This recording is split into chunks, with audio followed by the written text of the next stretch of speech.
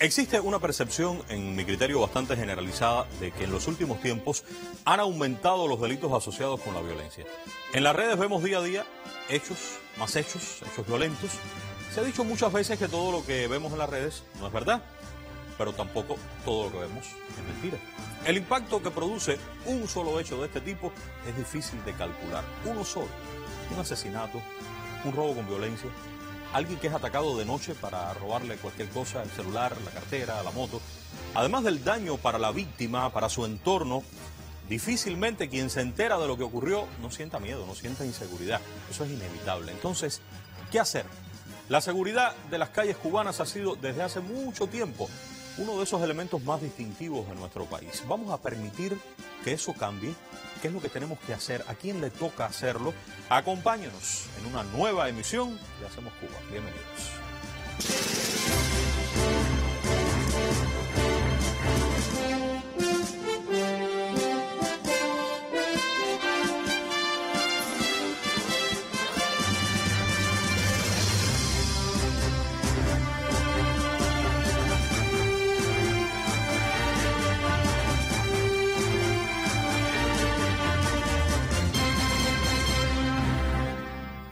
Doy la bienvenida a mis invitados en esta oportunidad. Beatriz de la Peña Lao, quien es jefa del Departamento de Investigación de la Dirección de Procesos Penales de la Fiscalía General de la República. Fiscal, bienvenida, un placer que esté con nosotros. Muchas gracias, un gusto estar aquí. Es primera vez en Hacemos Cuba. Sí. Y está con nosotros también el coronel Idael Fumero Valdés, quien es jefe de Información y Análisis de la Dirección Técnica de Investigaciones, el DTI del Ministerio del Interior. Coronel, también un placer que nos acompañe. Saludos. Gracias, Humberto. Saludos a usted y a los de lo dice. También es su primera vez en el programa. Mi primera vez en el programa. Bueno, perfecto. Una jornada de estreno para ambos y con un tema de altísimo impacto e interés. Violencia, delitos violentos. La primera pregunta que se impone es, ¿tenemos o no tenemos más violencia? Yo estoy claro que la percepción es que sí, que hay más violencia en Cuba en los últimos tiempos. ¿Qué dicen ustedes? ¿Tenemos o no tenemos más violencia en Cuba? Humberto, partimos de reconocer que la violencia en la sociedad cubana, la violencia criminal, en este caso a lo que nos vamos a referir, es una violencia que es perceptible. Ahora, determinarle en mayor o menor grado depende del momento, del contexto y del periodo que se tome de referencia para comparar. Por ejemplo, provenimos de una etapa que con la COVID-19 existieron restricciones, en este caso de movimiento, restricciones, el país prácticamente paralizado. Esto sin duda condujo a que existiera una contracción en las modalidades delictivas, no solo desde el punto de vista de atención priorizada, sino en el delito general. Por tanto, partimos de un momento de que prácticamente el delito estaba en mínima expresión. Si lo vemos desde ese punto de vista, estamos hablando de que ha tenido un incremento. Si lo comparamos con los momentos antes de la pandemia, antes del 2019, no ocurre así. O sea, numéricamente, cuantitativamente, el delito en este caso no tiene el aumento que se percibe hoy desde el punto de vista social. Delitos asociados a la violencia. Delitos asociados a la violencia. Delitos asociados a la violencia. Usted ha dicho, si comparamos esta etapa, estos últimos años, con la pandemia, sí, hay un aumento. Hay un aumento.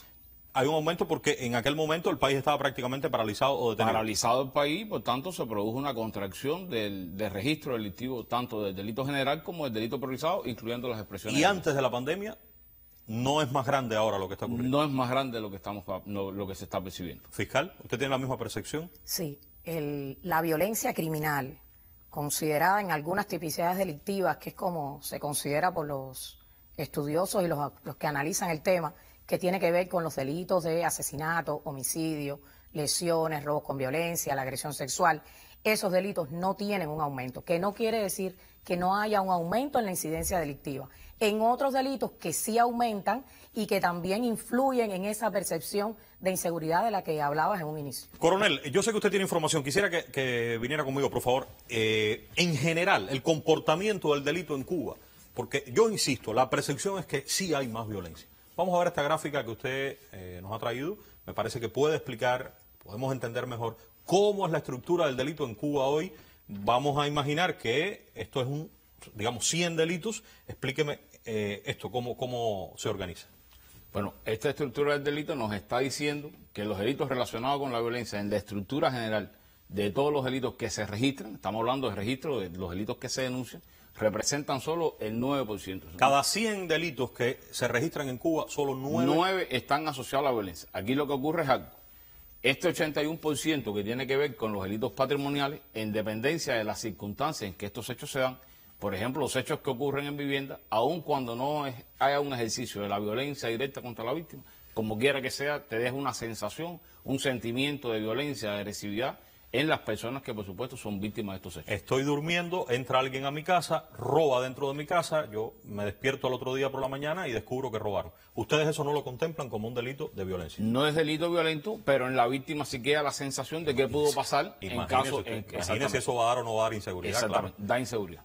Entonces, lo que más ocurre son este tipo de... ¿Qué otros delitos están aquí en este 81%? Ahí están básicamente los delitos patrimoniales, nos estamos refiriendo al delito de robo con fuerza, y el que tiene mayor peso, que es un delito que tiene consecuencias menos graves, tiene que ver con el delito de hurto.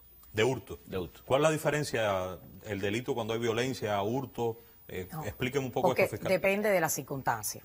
El hurto es la sustracción de un bien sin que haya otras circunstancias. El robo con fuerza es un delito donde puede haber ciertas circunstancias en su comisión. El uso de una llave falsa, entrar por un lugar no destinado al efecto, que la persona que lo cometa haya sustraído la llave y no sea exactamente una llave falsa. O sea, tiene que haber circunstancias de uso, en algunos incluso del uso de la fuerza, el rompimiento de una puerta, una ventana para entrar. Eso es exactamente la diferencia entre el hurto y el robo con fuerza. Y por supuesto el robo con violencia es un delito donde ocurre o una violencia o sin llegar a violentar haya intimidación sobre la persona. Muchas personas hablan del robo y dicen robo al descuido. ¿Qué es eso? ¿Qué es robo al descuido? ¿Y cómo está aquí? ¿Dónde está eso aquí?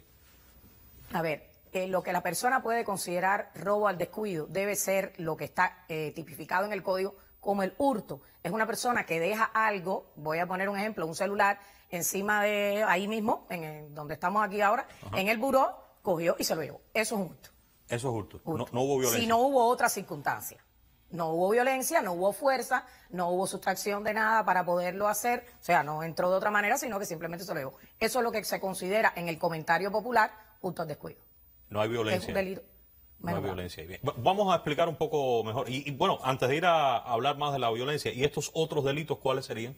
Ahí están. Ese 10%. Exacto. Ahí están básicamente, por ejemplo, los delitos que afectan la economía, están dentro de eso. Los delitos que afectan la fe pública, estamos refiriendo, por ejemplo, a las falsificaciones de diferentes tipos, están también dentro de esos delitos. Y otra gama de delitos que no tienen que ver y que se alejan incluso más de la sensación, incluso de la percepción y no solo la concreción propiamente de la violencia. Vamos a ver los delitos de violencia específicamente. Este 9% vamos a tomarlo como el 100% y entender entonces cuáles son los delitos que sí están asociados con la violencia, cuáles son los que más ocurren en Cuba. ¿Cuál sería esta estructura, coronel? Correcto. O sea, la comprensión de la estructura de los delitos, incluso así es como se estudia, se analiza, es importante porque de ello también depende, en este caso, los niveles de organización y los niveles incluso de rigor en la respuesta que se le da a estos hechos.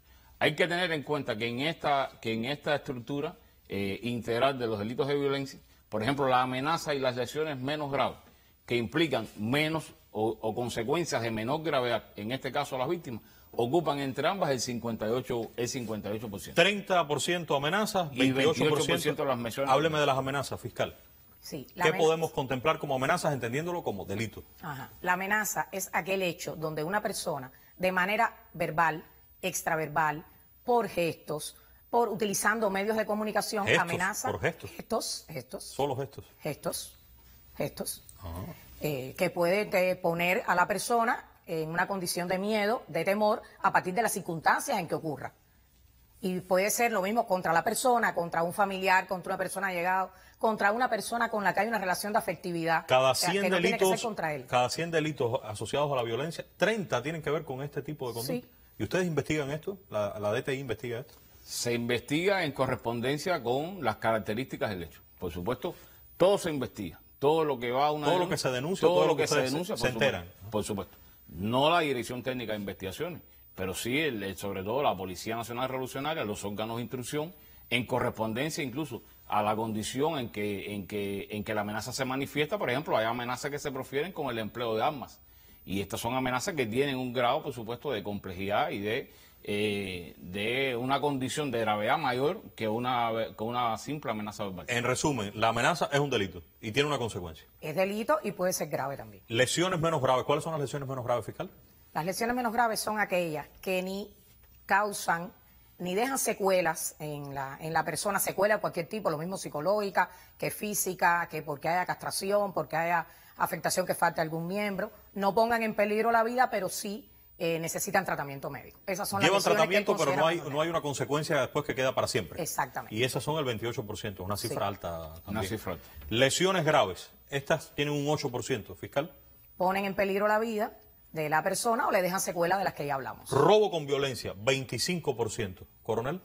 Bueno, estos robos con violencia que tienen abarcan un cuarto prácticamente de la estructura del delito general, tienen también dentro de sus propias características. Por ejemplo, en los últimos 10 años, los robos con violencia que pudiéramos marcar con un grado mayor de complejidad porque fueron utilizadas armas para su ejecución, porque fueron hechos de robos con violencia que fueron cometidos con la acción de grupos de personas que se asociaron para cometer estos hechos.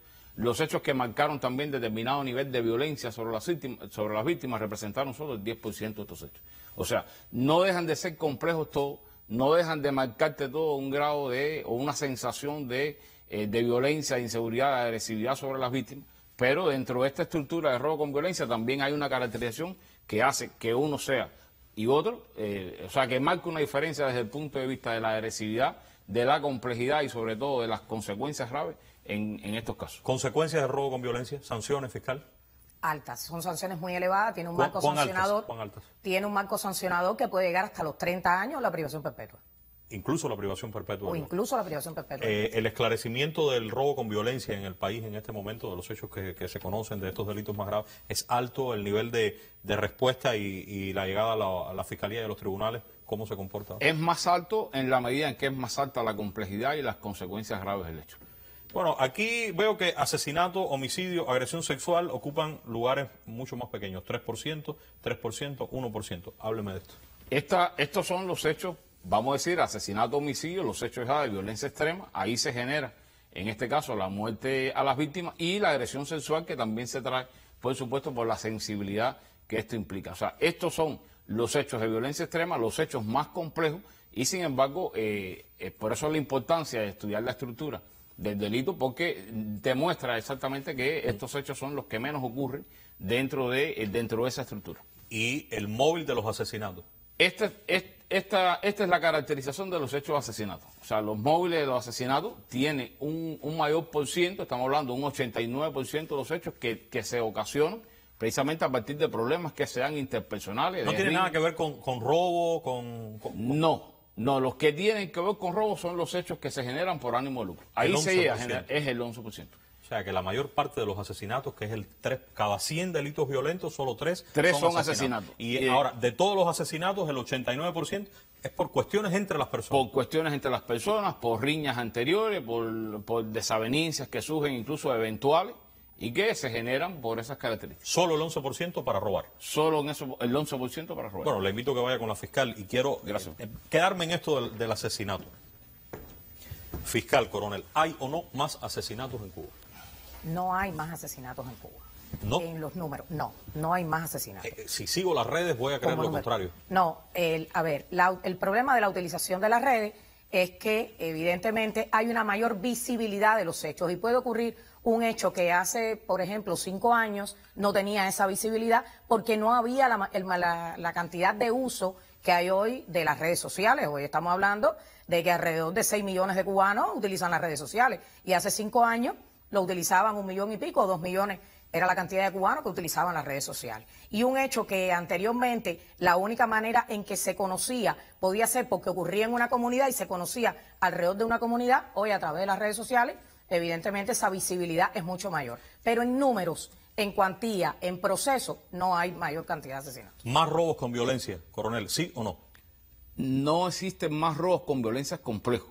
Existen robos con violencia e incluso los robos con violencia que se manifiestan. O sea, hay que explicar lo siguiente.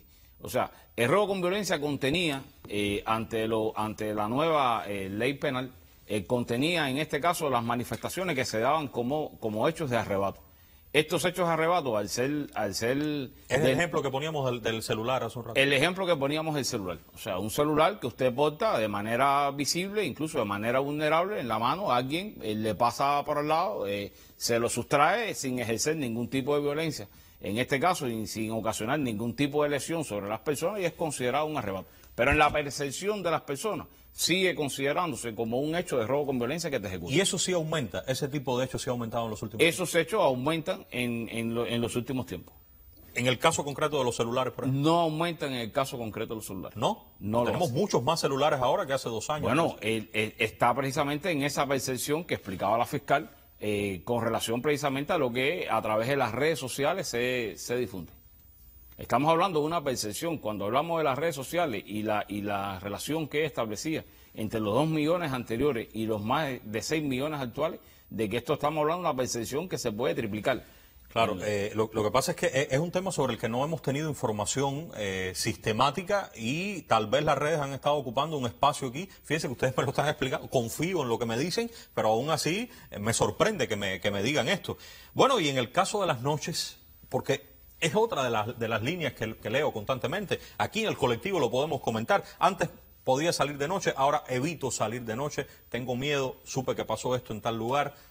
¿Qué creen ustedes de las noches y el comportamiento de todos estos delitos? Las noches continúa siendo un espacio vulnerable, precisamente, sobre todo en los lugares donde existe alumbrado público escaso, donde existen condiciones de vulnerabilidad, sigue siendo, por supuesto, un escenario que aprovecha la delincuencia. Hay que tener en cuenta que la delincuencia también toma medidas, en este caso, para no ser detectada y, por tanto, opera también en estos lugares, en estos espacios que la noche, en este caso, los propicia. ¿Fiscal? Esto no es lo que sucede ahora, ha sucedido habitualmente en nuestra sociedad. La noche es el lugar de seguridad para el delincuente porque tiene las circunstancias propicias para cometer el delito. Es por ello que en el Código Penal nuestro está como un agravante, aprovechar la nocturnidad para cometer el hecho delictivo. Y se considera un agravante para el que cometa el hecho en esa condición. El mismo hecho, si lo cometes de día hay una evaluación, si lo cometes de noche es otra la evaluación. Exactamente. Y es más grave, por supuesto, cuando es de noche. Es más grave. Y esa agravación esa agravante que se utiliza puede incluso convertirse, de acuerdo al hecho, en una agravación. En sentido general, la noche, tengo también la percepción que las personas sentimos que es más insegura. En materia de números, ¿ocurren más hechos en las noches ahora? Pensando en esta estructura que usted explicaba, coronel. No exactamente. Por ejemplo, los hechos, las noches se aprovechan básicamente para cometer agresiones directas a las víctimas.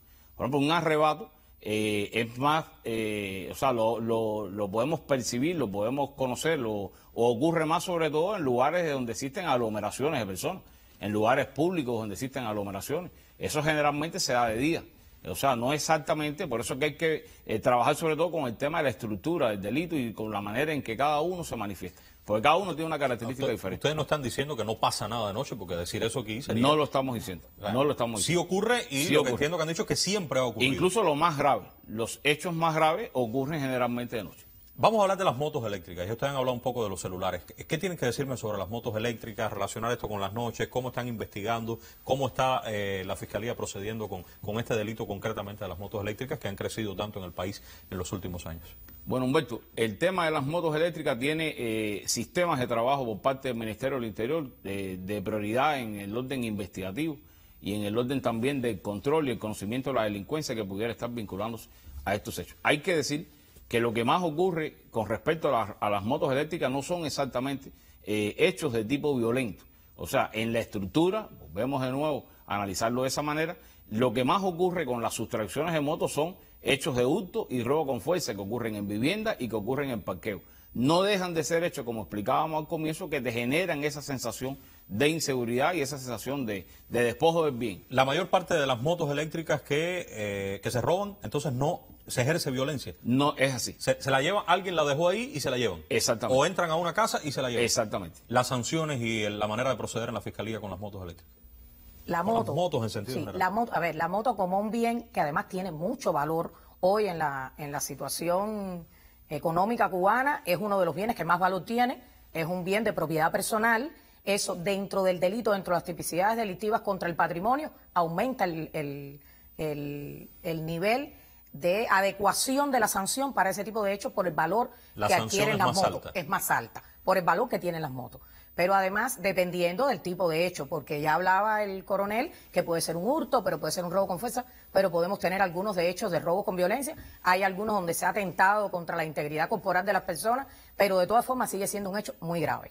Muy grave, y dentro de las tipicidades delictivas que tenemos, dentro del hurto, es de los que más, la sanción más alta. Ya hablábamos de la sanción que tienen el robo con violencia, e igualmente ocurre en el robo con fuerza, que tiene sanciones muy elevadas. En sentido general, ustedes están tratando de hacer comprender que hay una realidad numérica que habla de, al menos, hoy estamos hablando aquí de violencia, no de delito en sentido general, que al menos lo violento no está creciendo, pero...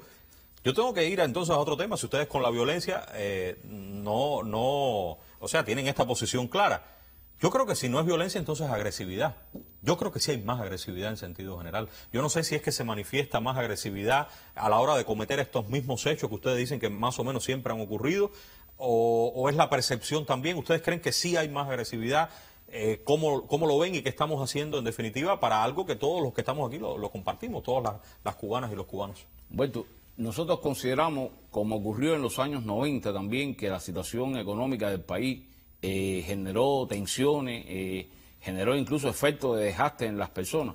Esto evidentemente tiene una influencia en el comportamiento agresivo de los individuos. Incluso eso lo podemos apreciar sobre todo en la vida práctica. O sea, usted ve en una cola que existe manifestaciones agresivas por parte de las personas, en la misma prestación de un servicio, entre el que recibe el servicio y el que presta el servicio. Usted nota las discusiones, nota también las conductas agresivas, nota la exaltación, y todo eso te genera una sensación de que la sociedad cubana es una sociedad más violenta, pero que tienen también esa condición desde el punto de vista socioeconómico, como ocurre también y como ha ocurrido también en otros momentos en que la situación del país ha tenido las mismas tensiones. Este tema es muy interesante y es un tema sobre el que incluso en estos días que hemos conversado hemos hablado de mucho, que en media hora es casi imposible.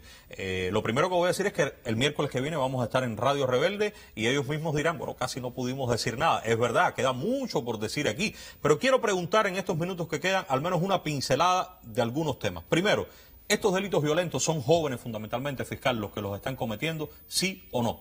No. No son jóvenes fundamentalmente. No exactamente, son los más jóvenes los que están cometiendo este tipo de delitos. En el estudio, incluso realizado por el Ministerio de Interior en los últimos tiempos, la mayor cantidad de este tipo de delitos lo cometen personas que tienen más de 30 años. No son jóvenes.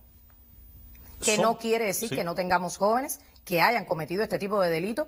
Y déjame explicar que en nuestra ley penal, los jóvenes, o sea, personas entre 16 y 18, tienen una evaluación diferente a partir de una protección que tienen en la ley. Pero eso no significa que ante un hecho grave no respondan penalmente. Ya que usted mencionó la ley, es una pincelada nada más. Hay quien opina que en esta reforma de tantas leyes que hemos tenido, las leyes son más benévolas y las leyes favorecen a los delincuentes y favorecen a las personas que cometen estos hechos. ¿Qué usted dice? No, eso no es así. La ley, la reforma procesal y la reforma sustantiva que tuvo Cuba, primero, lo que hizo la reforma procesal fue ponerle contenido a las garantías del debido proceso que están en el artículo 94 y 95 de la Constitución. O sea, darle contenido, darle fundamentos dentro de la ley procesal, lo que le da derechos al imputado, que evidentemente están reconocidos dentro de la ley. Pero, a su vez, esa misma ley está dando instrumentos y técnicas para hacer una adecuada investigación penal y dar una respuesta también adecuada. ¿Usted está de acuerdo con eso, coronel, o cree que las leyes favorecen a los delincuentes, las nuevas leyes? No, no es así, no es así. No es exactamente así, porque incluso hay figuras delictivas que elevaron en este caso el marco sancionador. Ahora son más graves. Más graves. Sí, son más graves. Lo que se respeta es el debido proceso, como está establecido en Constitución. Otra pincelada, antes de terminar. La mayor parte de estas personas no estudian ni trabajan. A las personas que no estudian y no trabajan, digamos que no hacen nada, como decimos en el argot popular, son los que más delitos violentos cometen. A ver, esa condición no lo lleva a cometer delitos. Lo que sí está demostrado es que la mayoría de los que cometen delitos sí son personas que, en este caso, son personas desocupadas o que están desvinculados del estudio en caso de que estén en edad de ese tipo. Claro, lo que ocurre es que esta cuestión de las personas que no estudian y no trabajan, donde primero se sabe es en el barrio. Y muchas veces Y quisiera que viniera, porque, coronel, el editorial que hace algunas jornadas publicaba el periódico Granma, recordaba en una de sus partes, quizás usted pudiera comentarlo, aquí está hoy el MININ, aquí está hoy la Fiscalía, pero no se trata solamente del MININ, no se trata solamente de la Fiscalía, se trata de que usted puede llegar a un barrio determinado y sabe que todo el mundo, digamos, quién es el que no trabaja, quién es el que no estudia, y cuando ustedes van a investigar, dice, fulano cometió tal hecho en el tal barrio. Y nadie se desayuna, porque todo el mundo entiende, claro, él es el que no hace nada. ¿Está de acuerdo conmigo? Sí, es así, es así. O sea, cuando esto ocurre, generalmente en los barrios las personas hacen esa exclamación. Se sabía, tuvo que llegarle el momento, esto era sabido. Pero no pasó todo lo que tenía que ocurrir antes. No pasó todo lo que tenía que ocurrir antes, y hay que esclarecer, hay que dejar bien claro que hay medidas que se tienen que escalonar con las personas que son propensas a cometer delitos. O sea, con las personas que no cometen delitos usted no puede aplicar la ley.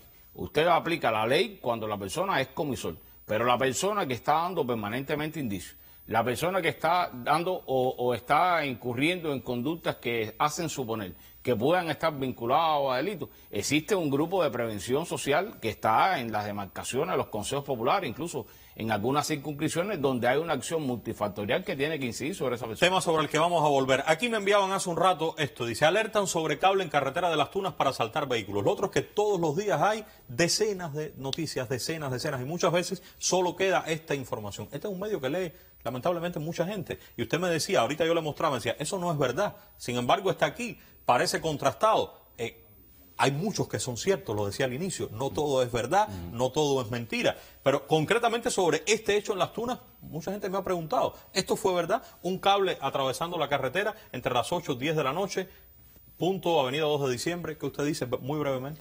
Humberto, esto se investigó en Las Tunas y ahí se demostró de que esto es una mentira.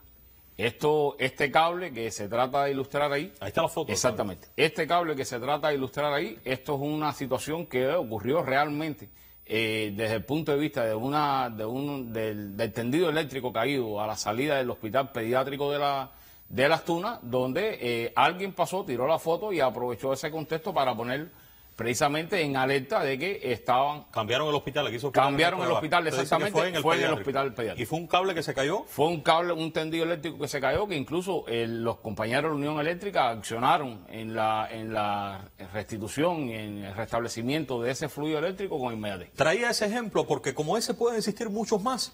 Y por leerlo, decimos, es cierto. Y fíjense, no es ni ese hospital, es verdad que el cable se cayó. El asunto está que hay una mezcla generalmente entre la mentira y la verdad. Y si tampoco tenemos la oportuna información institucional que pueda poner en su lugar la verdad, pues se producen determinados vacíos. Hace algunas jornadas, el primer ministro de la República, en una reunión con autoridades del país, daba algunas luces sobre el combate, sobre este tema del delito, de la corrupción, de las ilegalidades. Voy brevemente en el final a recordar un fragmento de las palabras que poníamos aquí también en la televisión de esa jornada. Adelante. Se mantienen las mismas complejidades, no se logra la contención ni la reducción de los hechos. Y se refleja la falta de integralidad que tiene que existir en este combate, que hemos dicho que no solamente es del Ministerio del Interior. Ya lo ha dicho el primer ministro y por eso es que quiero ir al editorial, coronel, porque se recuerda una vez más que el combate es de todo el mundo. Aquí, hace algunas jornadas, lo reflejábamos en todos los medios y quizás este fragmento que vamos a destacar ahora lo puede ilustrar mucho mejor. Ante la dimensión de estos desafíos corresponde consolidar los sistemas de trabajo de órganos, de todos los órganos, coronel. De todos los órganos. Me refería al sistema de prevención social que integra un grupo de órganos que tiene precisamente esa esencia multidimensional de poder atacar y enfrentar estos fenómenos. Fiscal, ¿podemos o no podemos transformar? ¿Podemos o no podemos hacer esto que está pidiendo el primer ministro? ¿Puede la Fiscalía General de la República o no tienen las fuerzas y las condiciones para transformar esta realidad? Sí se puede. Y no solo es la Fiscalía ni es el Ministerio del Interior. Es todas las instituciones, organizaciones de masas, sociales, la población. Lo que necesita, lo decía el primer ministro, es cohesión, integralidad y sistematicidad en el trabajo. Bueno, voy a despedirme por ahora. Recordamos que el próximo miércoles, 7 y 10 de la mañana, vamos a estar, ¿es posible, coronel, en Radio Rebelde? Posible. Fiscal. ¿Cómo no? Frecuencias de Radio Rebelde en Haciendo Radio. Este país Este país ha sido seguro desde hace mucho tiempo. Varias generaciones hemos nacido, hemos crecido y lo hemos hecho acostumbrados a salir por las calles, a compartir con los amigos, a que los padres, sí claro, se preocupen por nosotros, pero yo diría que era como una especie de preocupación racional, una preocupación no desmedida, porque sabían los padres que unos a otros nos estábamos cuidando y que esos hechos violentos de los que aquí se ha hablado, los robos, alguna situación contra la vida, eso podía pasar, pero realmente era muy aislado y en algunos lugares incluso prácticamente inexistente. Hoy se ha erosionado esa percepción. Ya sabemos que son muchos esos factores, los factores que influyen, que la compleja situación que vivimos condiciona muchas cosas, pero quiero terminar con esta idea. Justificar violencia y delitos, asimilar estas conductas como habituales, como normales, eso los cubanos no podemos ni vamos a permitirlo. Desde los medios, aquí nos toca explicar más, nos toca brindar más información, llegar con nuestra influencia que no es poca, llegar también a esos lugares y a esas personas que encuentran en la violencia y en el delito la solución más fácil para los dilemas de sus vidas. La gran mayoría de los cubanos no resolvemos nuestros problemas cotidianos de esa manera. Para aquellos que han perdido el límite, para aquellos que creen que con violencia llegarán lejos, atención, están equivocados. Hay y habrá respuesta. Hay y habrá repudio social. Existe y existirá castigo. No lo duden, somos millones de cubanos para defender lo más sagrado, que es nuestro derecho a vivir en paz. Vamos a volver, será muy pronto. Muchas gracias.